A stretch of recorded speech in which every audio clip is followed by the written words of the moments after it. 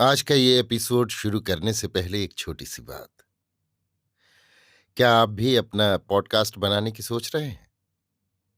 तो anchor try कीजिए। ये पॉडकास्ट बनाने का सबसे आसान तरीका है। नंबर एक, ये फ्री है। नंबर दो, इसमें कई सारे ऐसे टूल्स हैं जो आपको अपने फोन और कंप्यूटर पर रिकॉर्ड और एडिट करने की फैसिलिटी देते हैं। नंबर तीन, आप अपने पॉडकास्ट को डिस्ट्रीब्यूट भी कर सकते हैं, जिससे इसे स्पॉटिफाई और दूसरे प्लेटफॉर्म पर सुना जा सके।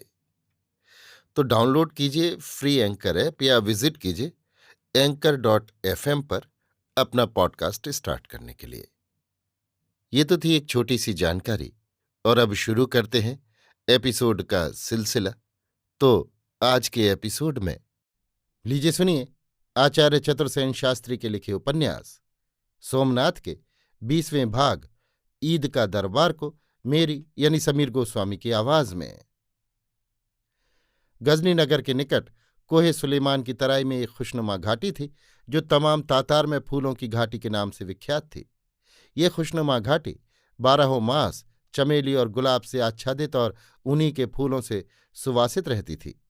वहां से बृहत्तर गजनी की अनगिनत मस्जिदों की गगनचुंबी मीनारें और उन्नत गुंबज सुनहरी धूप में चमकते दिख पड़ते थे। यहीं अमीर गजनी ने अपनी नई छावनी डाली थी।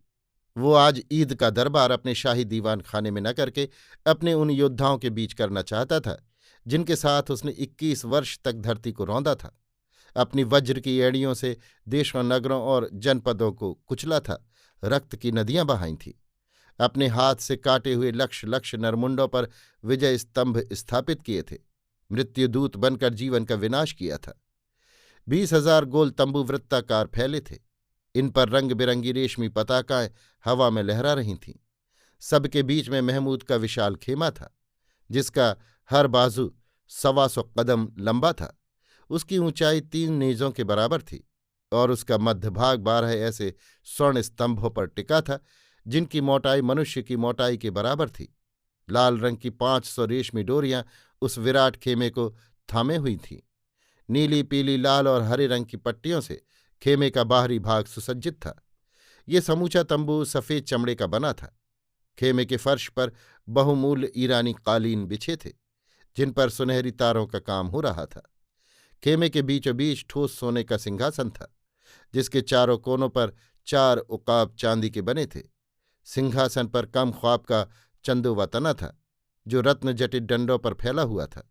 सिंहासन पर वो अजय अप्रतिहत रथी सखी में फिरानी बादशाहों का बादशाह अमीर महमूद बैठा था। वो जो चोगा पहने था उस पर हजारों मोती और हीरे टके थे। उसके मस्तक पर जो हरी पगड़ी सुशोभित थी और उसके तुर्रे पर जो तेजस्वी लाल जड़ा था, वो उस नरशार्दूल के इधर उधर सिर हिलाने पर ऐसा दीख पड़ता था मानो एक तृतीय नेत्र केवल अग्नि स्फुलिंग से पूर्ण विश्व को भस्म करने के लिए उसके मस्तक पर उदय हुआ हो।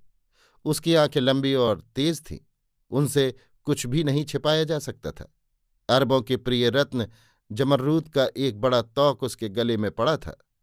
सुवासित मद्य से भरे हुए 400 घड़े और शाही भोज का सुस्वादु दस्तरखान करीने से प्रस्तुत था, जिसमें भांति भांति के मेवे, तले और भुने हुए मांस तथा भांति भांति के मिष्ठान और पकवान थे। अमीर के पीछे गवैये और पैरों के पास रिश्तेदार, दूसरे बादशाह, अमीर, सरदार आदि बैठे थे, किंतु उसकी बगल में कोई न था। आनंद और विजयोत्सव के जितने साधन जुटाए जा सकते थे वे सब वहां एकत्र थे। चारों ओर जोर से बाजे बज रहे थे। खेमे के सामने मैदान में अनेक मनोरंजक खेल खेले जा रहे थे, जिन्हें जनता और सैनिक उत्साह और आनंद से देख रहे थे।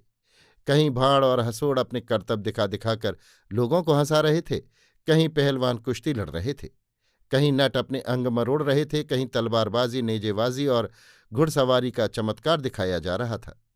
कहीं लौंडे जनाने कपड़े पहने नाच गा रहे थे। डफ की ताल पर उनकी आंखों के पलक और पैर एक साथ ही उठते गिरते थे। लोग खुश होकर तालियां पीट रहे थे। अमीर खुश किंतु गंभीर था। वो उस भारी जनरव और ऐश्वर्य के बीच जैसे डूबा जा रहा था। जब सलामी और नजराने की सब रस्में पूरी हो चुकीं तो उसने जलद गंभीर स्वर में एक हाथ ऊंचा करके कहा, मैं अमीर महमूद, खुदा का बंदा, वही कहूंगा जो मुझे कहना चाहिए। रसूल पाक और खुदा के नाम पर, जिसके समान दूसरा कोई नहीं है, मैं अमीर महमूद खुदा का बंदा आज ईद मुबारक के साथ तुमसे, जो मेरी रकाब के जानिसार साथी हैं और जिनके घोड़ों की टापों ने आधी दुनिया रौंदी है, वही कहूँगा जो मुझे कहना चाहिए।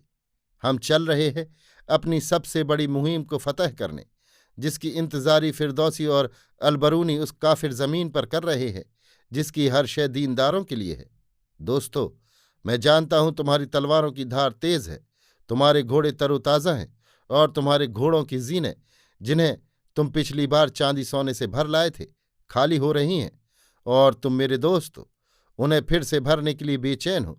मैं तुम्हें दुआ देता हूं कि तुम्हारी मुराद वर आए और तुम में से प्रत्येक अपनी जीन की लंबी थैलियों को चांदी सोना और जवाहर से भरकर और अपने घोड़ों की लगाम से 4-4 गुलाम बांधकर घर लौटे।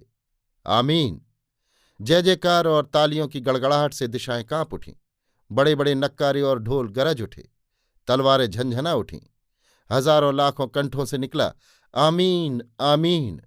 इसके बाद सब सरदारों, सेनापतियों, वीरों और पदाधिकारियों को खिलत इनाम बांटे गए, विद्वानों का मोहरों और पदवियों से सम्मान किया गया। दरबार बर्खास्त हुआ। अमीर की शाह खर्ची, शान और जलाल का बयान हर मुंह से सुनाई पड़ रहा था। वो ईद गजनी में उमंग, उत्साह, विजय और सफलता की ईद थी। अभी आप सुन रहे थे आचार्य चतुर्सेन शास्त्री के लिखे उपन्यास सोमनाथ के 20वें भाग ईद का दरबार को, मेरी यानी समीर गोस्वामी की आवाज में।